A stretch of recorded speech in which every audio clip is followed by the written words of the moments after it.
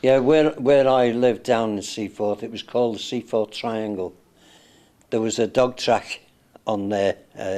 When we kids, we used to climb over the wall and get up on the roof and watch the dogs racing until we got chased, and then we'd run like hell. But we used to have some fun down there.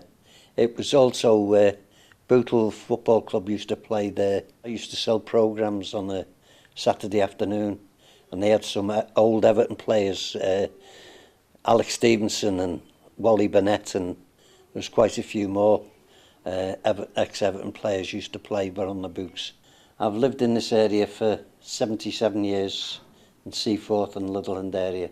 What's your earliest memory? It was the first year of the May Blitz, not about 1940 I think it was, when the bombs started dropping. I remember my brother was in his pram. The hood of the pram was up and it was back to the window, and we had a budgie, and I remember the glass coming in on our front window, and the glass hit the budgie, killed it. My brother's pram was covered in glass, but lucky enough he was all right. And then we dived down to the shelter after that, because we had the shelter in the back garden, an Anderson shelter, and next door neighbours used to come in there with us. There was quite a few different places around us got bombed, but we were all right. We were in the shelters then. Yeah, it was a bad time, believe me. I wouldn't want to go through it again. Yeah, no. It was scary. It was. The ship called the Marikand in Huskisson Dock got hit, direct hit, and that was full of ammunition, and the noise from that was horrendous. There was bits scattered all over the place for miles. The dock itself was just absolutely destroyed. And my dad was coming home. He was on leave at that time, and he was walking down Derby Road, or the Dock Road as it is, and he got shelter in a phone box with his mate. They got down on the hands and knees, and next minute he said all the glass come flying in on them.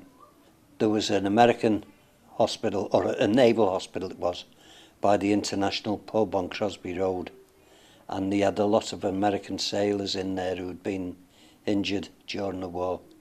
I used to take papers in the Liverpool Express as it was going then, and the Echo. We used to deliver them in there, and they were always giving you sweets and candies and all that.